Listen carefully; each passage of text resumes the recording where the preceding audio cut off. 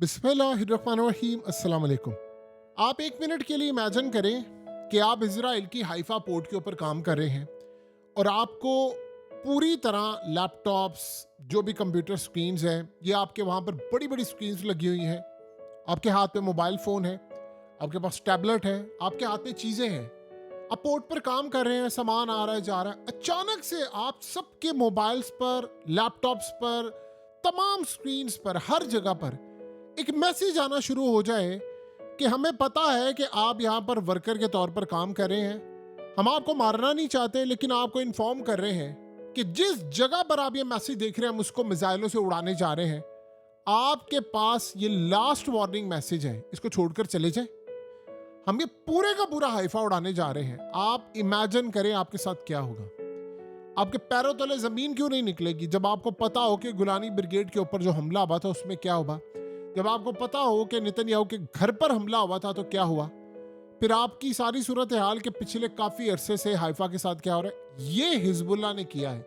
Hezbollah ने किया ये है कि इनका सारे का सारा कम्युनिकेशन सिस्टम हैक कर लिया है जो हाइफा पोर्ट पर था। और आप इमेजिन करेंगे कि उसको हैक करने के बाद उन्होंने पैगाम जारी किया है कि आपके पास टाइम थोड़ा है, आप यहां से फौरी तौर पर निकल जाएं। आपके पास टाइम थोड़ा है, आप फौरी तौर पर यहां से निकल जाएं, हम ये उड़ाने वाले हैं। तो आप ये सोचें आपके साथ क्या हाल होगा। ये एग्जैक्टली आज हुआ है और वर्कर्स की चीखें निकल गई हैं कि हमारे साथ होने क्या वाला है। आपको पता है कि हिजबुल्लाह ने क्या कहा, उन्होंने कहा है कि हम हाइफा पोर्ट को इतनी बेहतर जानते जितना बैरूत की पोर्ट को भी नहीं जानते। पिछले काफी अरसे से जो हिजबुल्लाह ने हाइफा पोर्ट की इच्छी बिच्छी 1 पॉइंट से लेकर सेकंड पॉइंट एक एक चीज को मॉनिटर किया, एक एक चीज को देखा, महसूस किया, वीडियो बनाई। वो कहते हैं हमारे पास इतनी इंफॉर्मेशन है इसकी जिसकी इंतहा नहीं। अब हम इसको उड़ाने के लिए जा रहे हैं और हम आपको पहले वार्न कर रहे हैं कि बाद में आप ये ना कहिएगा कि सिविलियन फलाना या ऐसा। हम इजराइल की तरह नहीं है, इसराइल सिविलियन को मारता है। हमने सिविलियन से हमारी कोई लड़ाई नहीं है, हमारी लड़ाई है मिलिट्री के साथ, गवर्नमेंट के साथ। तो हम आपको इसलिए पहले इन्फॉर्म कर रहे हैं कि आपको बहरहाल बाद में पता हो या ना हो, हम उड़ाने के लिए जा रहे हैं उस जगह पर जहां पर आप बैठकर ये मैसेज देख रहे हैं। अब आपने कल से काम पर नहीं आना। यानी आप अंदाजा करें कि आपका लेवल क्या होगा खौफ का जब आपको ये पता चले। अब आप घर में अपनी बीवी को बताएं या अपनी माँ को बताएं या अपने भाई को बताएं कि जी आज मैं बैठा हुआ था तो मेरे मोबाइल या स्क्रीन से जिस जगह पर हमारे यहाँ पर मैसेजेस आना शुरू हो गए कि वो उसको उड़ाने जा रहे हैं, तो आप उस खौफ का अंदाजा लगा सकते हैं क्या होगा। देखिए, यमन इस वक्त तैयारी कर रहा है हाइफा को उड़ाने की। यमन भी तैयारी कर रहा है, हिजबुल्लाह भी तैयारी कर रहा है। ये असल में अचानक से इतना एग्रेसिवपन कैसे आ गया है, ये असल में ईरान की गई है इनको पीछे से कॉल, यानी ग्रीन सिग्नल ईरान का गया है। उन्होंने इनको कहा है कि इजराइल करने जा रहा है हम पर हमला, तो हमें अब उस हमले के जवाब में तैयार रहना है। अब असल में जो हमला ये करेंगे, ये बात आप ज़हन में रखिएगा, उसके बाद यहाँ से बड़े पैमाने पर तबाही सामने आना शुरू हो जाएगी। यानी आपको इस बात का अच्छी तरह अंदाज़ा हो जाएगा कि इजराइल इस वक्त इस पोजीशन में आ चुका हुआ है कि जहाँ पर उनको ये तमाम की तमाम तबाही फेस करना पड़ेगी। देखिए, हाइफा पोर्ट पर उन्होंने इतने ड्रोन्स उड़ाए हैं, अब उनको पता है कहाँ हमला। देख, अगर इतने लेवल पर उनका काम हो गया है कि उन्होंने स्क्रीन्स को कैप्चर कर लिया है, मसला सारा ये है कि आप वो वीडियो नहीं बना सकते, वहाँ पर खड़े हुए नहीं बना सकते, आपको इजाज़त नहीं है। वरना इसराइल के अंदर खौफ का लेवल ये है, आप इमेजिन करें। ये वैसे दाद देनी पड़ेगी CNN और इंटरनेशनल मीडिया को कि बावजूद इसके कि वो इसराइल की साइड पर है, उन्होंने बताया है कि गजा से आने वाले जो फौजी हैं वो पागल हो चुके हुए हैं। जो वापस आए हैं, जो वहाँ पर रह रहे हैं, वो कह रहे हैं हम पागल हो गए। अब पागल क्यों ना, वो कहते हैं जी हमें मसला ये हुआ है कि हम खाना नहीं खा सकते, हम गोश्त नहीं खा सकते। अब ये बात शायद आपको भी सुन के बड़ी तकलीफ होगी। वो कहते हैं कि वहाँ पर हमने मासूमों को मारा, लाशें थी, उसके ऊपर ही हमें बुलडोजर चलाना पड़ा, हमने लोगों को मरते देखा, वहाँ पर हमें चीखों की आवाज़ें सुनाई देती हैं, हम पागल हो गए क्योंकि हमने बिला वजह औरतों, बच्चों, इन सबको मारा, बिल्डिंग्स गिराई।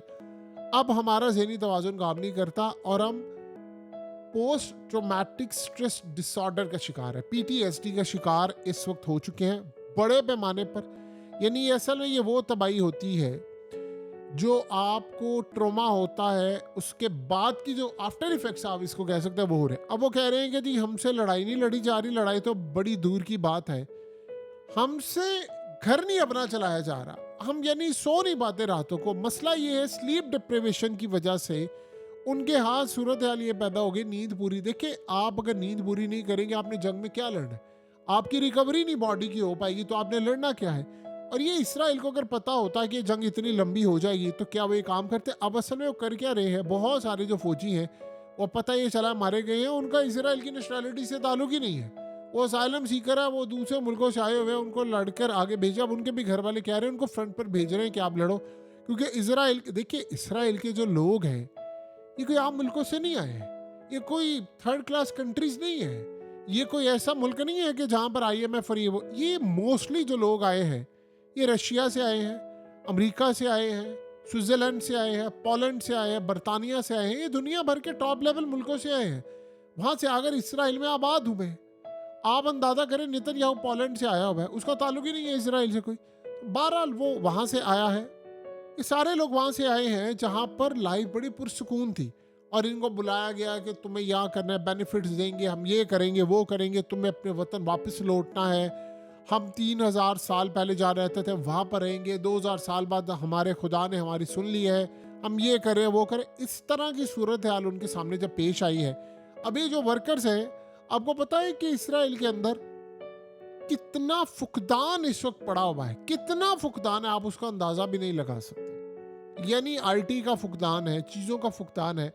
अब वर्कर्स के साथ ये मामला हो रहा है इसराइल के। यानी आज सोच लें कि आज उनकी ख़ास तौर पर एयर स्पेस में बहुत सारे मसले देखने को मिले, जहाँ पर उनको इस वक्त तेल अवीव के अंदर बड़े धमाकों की आवाज़ें सुनने को मिली। वहाँ पर उससे भी बढ़कर जो मरहला सामने आया है कि उनकी फ़्लाइट्स कैंसिल हुई हैं।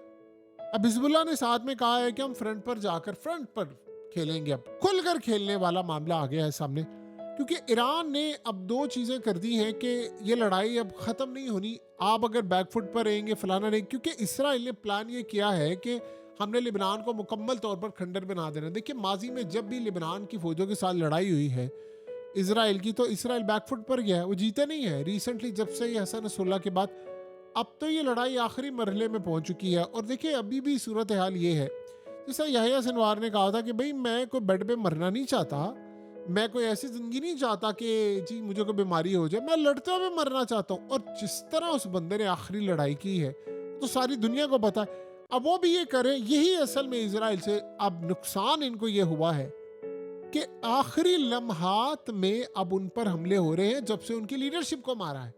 अब आप ये सोचें कि इसराइल की जो पोर्ट्स है उनके CCTV कैमरास को हैक कर लिया गया है, वहाँ का आना जाना सिस्टम ये वो सारा कुछ इनके पास है। तो बड़े पैमाने पर इस वक्त इन पर हमले हो रहे हैं। और ये असल में आप ये समझ लें जिस तरह पेजर डिवाइस का मामला हुआ था, इन्होंने बदला लिया है उनसे कि हम पहले इन्फॉर्म करें, आपने तो हमारे आम लोगों को मारा है, हम इस वक्त ये काम नहीं करेंगे, हम मारेंगे इनको, और मारेंगे घुसकर मारेंगे कि जिस तरह मारने का हक है। अब इसराइल कन्विंस क्या कर रहा है उनके यानी हाइफा पोर्ट के अंदर, असल में इन्होंने एक प्लान क्या किया था कि नॉर्दर्न साइड पर तो हमने इतने मिसाइल और चीज़ें मार दी, उन्होंने कहा हमने इसको रहने के काबिल नहीं छोड़ना। अब वो हाइफा का हाल भी यही कह रहे हैं, हाइफा को वो कह रहे हैं कि हमने इस काबिल रहने नहीं देना कि यहाँ पर रहे।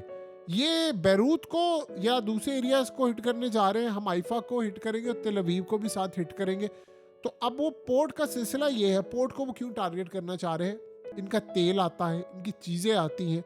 अब वो कह रहे हैं कि जब तक इनकी सप्लाई नहीं हम काटेंगे तब तक मसला नहीं होगा। आपको पता है कि यमन उधर जब हमले करते थे, और ये रिसेंटली काफ़ी सारे मुड़ गए हैं, तो इसलिए हमले कम हो रहे हैं क्योंकि सबने अपना रुख मोड़ लिया है। अब असल में हुआ क्या है कि वो जब हमले करते थे तो ये दूसरा अफ्रीका से लंबा रूट लेकर पहुंच जाते थे इसराइल। तो प्लान अब ये हुआ है कि यमन भी हाइफा को हिट करेगा जहां पर इनका माल उतरता है। तो ये असल में हाइफा को हिट करने जा रहे हैं कि जहां पर इनको अरबों डॉलर्स का लॉस हो, इनको सामान ना मिले, पैसा ना मिले, चीज़ें ना मिले, सूरत हाल बहुत ज़्यादा ख़राब हो। तो अगले मरहले के अंदर इनके साथ ये सब कुछ होने के लिए जा रहा है।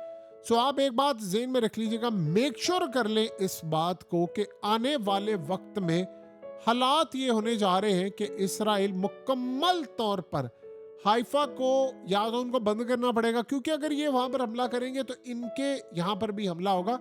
और अब ये सूरत हाल हो गई है कि जैसे इजराइल ने अपने जो टैंक्स हैं वो तबाह हुए हैं, डैमेज हुए हैं, कभी भी उन्होंने ये नहीं कहा था कि टेंडर दे। अब वो टेंडर देकर कंपनीज को कह रहे हैं इनको रिपेयर करें, जाहिर सी बात है एक दिन में तो होने नहीं है। तो टैंक्स भी कम हो गए, मिसाइल भी कम हो रहे हैं, और ऊपर से मजीद एक नई लड़ाई। ये असल में इस वक्त आप सोच लें कि अमेरिका के साथ भी होता है, असला जा रहा है, कंज्यूम हो रहा है, लंबी लड़ाई है। जो बड़ी ताकतें होती हैं वो लंबी लड़ाई में जब कूदती है तो तबाह हो जाती है, जैसे सोवियत यूनियन, अमेरिका, वियतनाम में, और अब ये सब कुछ इसी चीज का नतीजा है, और ये गालिबन अब हमारे सामने होता हुआ नजर आ रहा है। हकीकत टीवी साइंस एंड हेल्थ की इस वीडियो के नीचे कमेंट ज़रूर कीजिए, अपनी राय का इजहार ज़रूर करें, और इस वीडियो को हर जगह शेयर करते हुए चैनल को सब्सक्राइब ज़रूर करें।